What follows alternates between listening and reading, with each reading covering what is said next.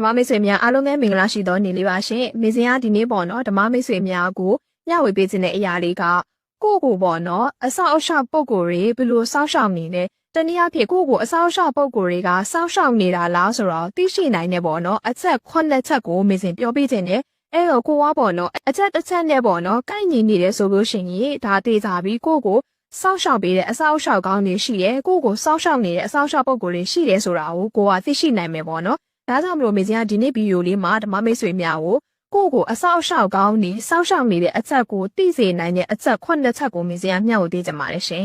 အဲ့တော့ပေါ့နော်ကိုစောင့်ရှောက်တဲ့အဆောက်အအုံပုံကိုဆိုတာကလူတစ်ယောက်နဲ့တစ်ယောက်ကစောင့်ရှောက်တဲ့အဆောက်အအုံပုံကိုချင်းမတူကြဘူးဘာလို့လဲဆိုတော့လူတစ်ယောက်နဲ့တစ်ယောက်ကပေါ့နော်ဘဝပေါင်းများစွာတနည်းအားဖြင့်32ပုံမှာဘဝတွေအမျိုးမျိုးမှာကျင်လည်ခဲ့ကြရတယ်ကိုရဲ့ဒီကိုစောင့်ရှောက်တဲ့အဆောက်အအုံနဲ့သူ့ကိုစောင့်ရှောက်တဲ့အဆောက်အအုံပုံကတူချင်မှတူမယ်တနည်းအားဖြင့်ကိုစောင့်ရှောက်တဲ့ပုံကိုပါတချို့ကြတော့အဘဘိုးမေးကောင်စောင့်ရှောက်တဲ့ပုံကိုတွေရှိရဲတချို့ကြတော့ပြေကစိုးနမင်းကြီးကစောင့်ရှောက်တဲ့ပုံကိုတွေရှိရဲတချို့ကြတော့လေတိုက်ဆက်ပရက်ဆက်အဆောက်ရှောက်တဲ့ပုံကိုတွေရှိတယ်လို့အမျိုးမျိုးပေါ့နော်ပို့ကိုစောင့်ရှောက်တဲ့ပုံကိုဆိုတာအမျိုးမျိုးရှိရဲတချို့ကြတော့ဝိစာတွေစောင့်ရှောက်တယ်တချို့ကြတော့နက်ဒီဝါတွေစောင့်ရှောက်တယ်တချို့ကြတော့တိုင်နှန်းရှင်တွေစောင့်ရှောက်တယ်ပေါ့နော်အဲ့တော့အဆောက်ရှောက်ပုံကိုဆိုတာကတယောက်နဲ့တယောက်ကတူချင်မှတူမယ်ဒါပေမဲ့အဲ့ဒီအဆောင်ရှောက်ပုဂ္ဂိုလ်ကိုသိနိုင်ဖို့ကြတော့ခဲရင်းနေပေါ့နော်ဒါပေမဲ့သိကျင်တယ်ဆိုလို့ရှိရင်တော့နီးလေးတော့ရှိတယ်အဲ့ဒီနီးလေးကိုလည်းမေးစေဒီဗီဒီယိုလေးရဲ့အဆုံးမှာပြောပေးသွားမယ်အဲ့တော့အရင်ဆုံးပြောပေးချင်တာကကိုပေါ့နော်အဆောင်ရှောက်တွေစောင့်ရှောက်နေတာကိုသိရှိနိုင်မဲ့အချက်9ချက်ထဲကနံပါတ်1အချက်ကိုမေးစေမျှဝေပေးချင်ပါတယ်အဲ့တော့နံပါတ်1အချက်ကဘာလဲဆိုရင်ကိုကပေါ့နော်ဖျားရှိခိုးနေတဲ့အချိန်ဘာသာရေးပေါ့နော်အတိတ်ထန်နေပြုလုပ်နေတဲ့အချိန်ဖျားရှိခိုးတဲ့အချိန်မှာပရိစိတ်နေတဲ့အချိန်မှာပေါ့နော်အဲ့လိုစိတ်နေတဲ့အချိန်မှာစက်သိမ်းမွေးညင်းလေးတွေထတာရှိရဲတချို့ကျတော့မြစ်တာပိုးတဲ့အချိန်အမျှဝေတဲ့အချိန်မှာစက်သိမ်းနေပေါ့နော်စက်သိမ်းမွေးညင်းလေးတွေထလာမယ်ပြီးတဲ့အခါမှာအဲ့လိုမြစ်တာပိုးတဲ့အချိန်အမျှဝေတဲ့အချိန်မဟာတမများတို့ပဋ္ဌာန်းစသဖြင့်ပေါ့နော်ဖျားဝိပြုနေတဲ့အချိန်မှာအိမ်မြောင်လေးစုပ်ထိုးကြမယ်ပေါ့နော်အိမ်မြောင်လေးအများပြားစုပ်ထိုးမယ်အိမ်မြောင်စုပ်ထိုးတာကတရက်တည်းမဟုတ်ဘူးကိုဖျားရှိခိုးနေတဲ့အချိန်တိုင်း2ရက်3ရက်စသဖြင့်ပေါ့နော်အဲ့လိုရက်စိတ်ကလေးတွေအိမ်မြောင်လေးစုပ်ထိုးလာမယ်ဆိုလို့ရှိရင်တော့ဒါသိကြပြီကိုစောက်ရှောက်တဲ့အဆောက်အအုံပုံဟာကိုဖျားတရားလုပ်နေတာကိုတာရုခေါ်နေရပါတော့သူတို့သိရှိတယ်သူတို့ကိုလည်းအမျှပေးဝေပါဆိုပြီးတော့အဲ့လိုမျိုးပြောချင်တဲ့အတွက်အဲ့လိုမျိုးကိုဖျားရှိခွန်နေတဲ့အချိန်မျိုးမှာအိမ်ညောင်လေးတွေစုပ်ထိုးတာဖြစ်ဖြစ်ကြက်သိမ်းမွေးညစ်ထတာပဲဖြစ်အဲ့လိုမျိုးလေးနမိတ်လေးပေါ့နော်အဲ့လိုအရာလေးကိုပြပေးခြင်းဖြစ်ပါတယ်ဒါဆိုလို့ရှိရင်တော့ကိုစောက်ရှောက်တဲ့အဆောက်အအုံပုံကိုရှိနေပြီဆိုတာကိုသိရှိနိုင်မှာဖြစ်ပါတယ်ရှင်ဒါလေးကတော့နံပါတ်1အချက်ကလေးပါရှင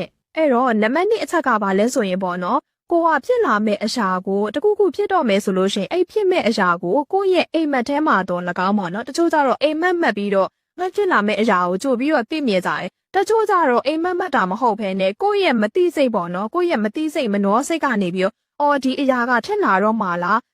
ဒီအရာကြီးကဒီလိုမျိုးဖြစ်လာတော့မယ်ပေါ့နော်အဲ့လိုမျိုးကြိုပြီးတော့ကိုရဲ့မသိစိတ်ကနေပြီးတော့ကြိုသိတယ်ဒါကအကြားနေရခြင်းတော့မဟုတ်ဘူးအကြားမြင်ရနေတော့မဆိုင်ဘူးကိုစားရှောက်တဲ့အဆောက်အအုံကပေါ့နော်ကိုတနည်းအားဖြင့်တနည်းနည်းနဲ့ဆက်သွယ်ပြီးတော့ကိုအတိပေးတာပေါ့နော်တခုခုအန်နီယာတုံလာပဲဖြစ်ဖြစ်အခုခုတည်းကောင်းတဲ့သတင်းပဲဖြစ်ဖြစ်အခုခုပေါ့နော်အဲ့လိုမျိုးဆိုလို့ရှိရင်ကိုရဲ့မတိစိတ်ကနေပြီးတော့အဲ့အရာကိုကြိုပြီးတော့သိမြင်တာပေါ့နော်အဲ့လိုမျိုးဆိုလို့ရှိရင်လည်းကိုစားရှောက်တဲ့အဆောက်အအုံကောင်းပုံကိုရှိတယ်ဆိုတာကိုသိမြင်နိုင်ပါတယ်ဒါကနံပါတ်1အချက်ပေါ့နော်အဲ့တော့နံပါတ်3အချက်ကဘာလဲဆိုရင်ကိုကပေါ့နော်အသက်ဘေးအန္တရာယ်တစ်ခုခုကိုကြုံလိုက်တိုင်းအဲ့ဘေးအန္တရာယ်ကနေအမျိုးမျိုးလွတ်ကင်းတယ်တနည်းအားဖြင့်ကိုကဘေးအန္တရာယ်တစ်ခုခုကိုကြားရောက်မယ်ဆိုရင်တော့မှအဲ့ကြားရောက်မဲ့ကံရနေပြီးတော့တနည်းတစ်ပုံအမျိုးမျိုးနဲ့လွတ်ကင်းအောင်လို့ပြုလုပ်ပေးရပေါ့နော်အဲ့လိုပြုလုပ်တဲ့အရာတွေအဲ့လိုခဏအသက်ဘေးအန္တရာယ်နဲ့လွတ်မြောက်ခြင်းခံရပြီဆိုလို့ရှိရင်တော့ဒါဟာပုံကိုစားရှောက်တဲ့အဆောက်အအုံပုံကိုတွေရှိတယ်ကိုစားရှောက်တဲ့အဆောက်အအုံပုံကိုကနေပြီးတော့ပေါ့နော်အဲ့လိုမျိုးကင်းလွတ်အောင်လို့လုပ်ပေးတာဖြစ်တယ်အဲ့ဒီအတွက်ကြောင့်ကိုအဲ့လိုမျိုးအသက်ဘေးအန္တရာယ်အမျိုးမျိုးကနေပြီးတော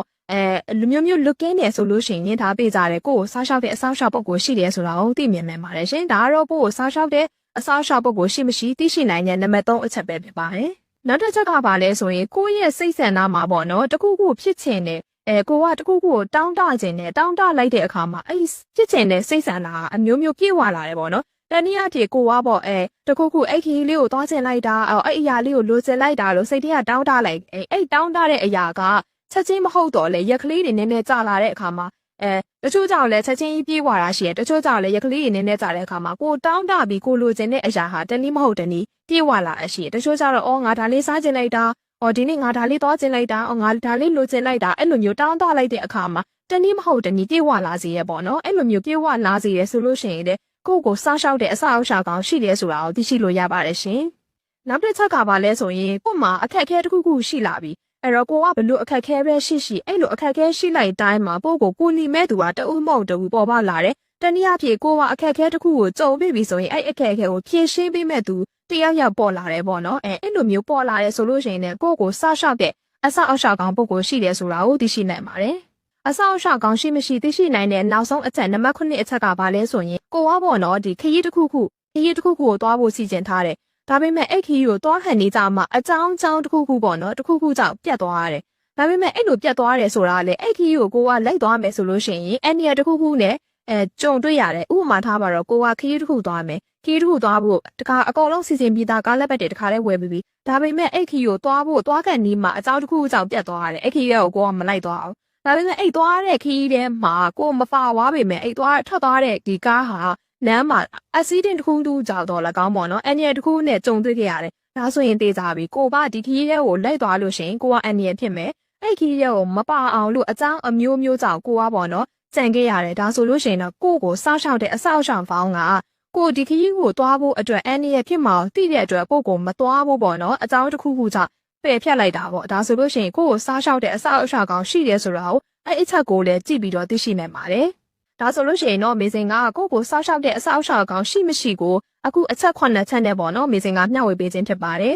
်ဒါဆိုလို့ရှိရင်တော့ကိုစားရှောက်တဲ့အဆောက်အအုံကောင်းရှိပြီဆိုတော့ကိုကတော့သိပြီဒါပေမဲ့အဲ့အဆောက်အအုံကောင်းကကိုဘယ်သူတွေစောက်ရှောက်လဲဆိုတာတချို့တွေကသိကျင်ကြရတယ်လေအဲ့လိုမျိုးသိကျင်ကြရတယ်ဆိုလို့ရှိရင်အဲ့အဆောက်အအုံကောင်းကဘယ်သူတွေစောက်ရှောက်လဲဆိုတော့သိကျင်ရင်တော့မဲ့အချက်ကကိုကပေါ့နော်ဒီတနေ့တာလုံးမှာဖျားရှိခိုးပြီးသွားပြီပေါ့နော်ဖျားရှိခိုးပြီးသွားပြီမြစ်တာဖို့အမျှဝေခြင်းတွေအကုန်ပြီးသွားပြီဆိုလို့ရှိရင်ဖျားเจ้าဆောင်ရှင်မှာဘယ်လိုပြောလဲဆိုရင်ဖျားတပည့်တော်မှာကိုစောင့်ရှောက်ပေးတော့အဆောက်အအုံပုဂ္ဂိုလ်များအားလုံးကိုဖျားညော်မကမြစ်တာပို့တာပေးပါတယ်ဆိုပြီးတော့ပေါ့နော်အဲ့မှာကိုရဲ့မြစ်တာပို့တာခြင်းကိုအဲ့မှာမြစ်တာပို့လို့ရတယ်အဆောက်အအုံကောင်းတို့မြစ်တာပို့မယ်ပြီးသွားတဲ့အခါမှာအမျှဝေမယ်ပေါ့နော်အဆောက်အအုံတွေကိုရွယ်ပြီးတော့အမျှအတန်းတွေပေးဝေမယ်အဲ့တော့မြစ်တာပို့အမျှဝေခြင်းကိုမသိရှိတဲ့ဓမ္မမိတ်ဆွေများကမေစင်ထုတ်လုပ်ထားတဲ့တရဏဂုံရှစ်ပေါင်းလေးအောင်အဋ္ဌဌာန်ဝင်ကြီးစာအုပ်လေးရှိရဲ့အဲ့စာအုပ်ထဲမှာကိုဆောင်နဲ့မြစ်တာပို့အမျှဝေတိုက်တဲ့ခြင်းဆိုတာရှိရဲ့အဲ့ကိုဆောင်တဲ့နေရာမှာဒီမေစင်တို့ကဒီကိုစားရှောက်တဲ့အဆောက်အအုံပုဂ္ဂိုလ်ဆိုပြီးတော့အစားထိုးပြီးတော့မြစ်တာပို့အမျှဝေခြင်းကိုပြုလုပ်လို့ရတယ်အဲ့လိုမျိုးလေးပေါ့နော်ကိုရဲ့စားရှောက်တဲ့အဆောက်အအုံကိုမြစ်တာပို့မယ်အမျှဝေမယ်ပြီးသွားလို့ရှိရင်တိုင်တယ်တဲ့နေရာမှာဘယ်လိုတိုင်တယ်မလဲဆိုရင်ဖျားတပည့်တော်မှာကိုစောက်ရှောက်တဲ့အဆောက်အအုံပုဂ္ဂိုလ်များရှိခဲ့ပါကဖျားတပည့်တော်မှာသိရှိကြမှာတဲ့ဖျားတပည့်တော်မှာတူကစောက်ရှောက်ကလဲဆိုတာကိုဒီအိမ်မက်ထဲမှာပေါ့နော်ဒီမြဝါထင်သာပြီးတော့ပြတ်တာပေးပါဆိုပြီးတော့အဲ့လိုမျိုးလေးတောင်းဆိုလို့ရတယ်ဒါဆိုလို့ရှိရင်တော့ကိုစောက်ရှောက်တဲ့အဆောက်အအုံပုဂ္ဂိုလ်ကိုကပေါ့နော်အိမ်မက်ထဲမှာပေါ့နော်တနည်းမဟုတ်တနည်းနဲ့တွေ့မြင်နိုင်ပါတယ်ဒါပေမဲ့တခုတည်ထားမှာကအဲ့လိုအဆောက်အအုံပုဂ္ဂိုလ်တွေကိုဆက်သွယ်ဖို့ဆိုတာကကို့မှာအားကြီးတဲ့ကုသိုလ်ကံရှိဖို့လည်းလိုပါတယ်အဲ့တော့ကိုဘက်ကနေပြီးတော့ကုသိုလ်ကံကိုတော်တော်များများကိုဖြည့်ဆည်းထားရမယ်နောက်ပြီးတော့ကိုဘာတီလာ၅ပါးတီလာကိုအတတ်နိုင်ဆုံးလုံးကြောင်းဆောင်တက်ရမယ်တရဏဂုံ၃ပါးကိုအမြဲမပြတ်ရုံကြည်ထုံနေအောင်ပူဇော်မယ်ဆိုလို့ရှိရင်တော့မေစင်အခုပြောတဲ့နီးလေးကိုလိုင်းလုံးမယ်ဆိုရင်တော့ပေါ့နော်ကိုရဲ့အိမ်မက်ထဲမှာကိုရဲ့မနှောကိုပေါ့နော်လာပြီးတော့ပြပေးပါလိမ့်မယ်ကိုဘယ်လိုပုံကိုစောက်ရှောက်လဲဆိုတာကိုတိတိတသာကိုပြပေးပါလိမ့်မယ်ရှင်ဒါလေးကတော့ကိုကဒီအဆောက်အအုံပုဂ္ဂိုလ်လေးကိုသိကျင်တယ်ဆိုလို့ရှိရင်မေစင်ခုပြောတဲ့နီးလေးကိုလည်းလုပ်ကြည့်လို့ရပါတယ်ရှင်ဒါဆိုလို့ရှိရင်တော့ဓမ္မမိတ်ဆွေများပေါ့နော်ကို့မှာအဆောက်အအုံပုဂ္ဂိုလ်တွေရှိမရှိကိုမေစင်အခုပြောတဲ့အချက်9ချက်ကနေပြီးတော့တိုက်တာကြည့်လို့ရတယ်အဲ့တော့အချက်9ချက်ပြည့်စုံမှုမလိုဘူးအချက်9ချက်ထဲကကိုကတခုခုပေါ့နော်တစ်ချက်နဲ့သွားကိုက်ညီဆိုလို့ရှိရင်တော့သိရှိနိုင်တယ်ကို့အဆောက်အအုံပုဂ္ဂိုလ်စောက်ရှောက်တယ်ဆိုတော့သိရှိနိုင်တယ်အဲ့ကြောင့်လို့ရှိရင်တော့ကိုကညာဘက်ပေါ့နော်ကိုတနေ့တာဖျားဝိပြုပြီးတိုင်းအဲ့အဆောက်အအုံပုဂ္ဂိုလ်တွေကိုမြစ်တာပို့ပေးပါအမျှဝေပေးပါလို့မေစင်ကအထူးပြောမြစ်တာရက်ခံခြင်းနဲ့ပေါ့နော်ဘာလို့လဲဆိုတော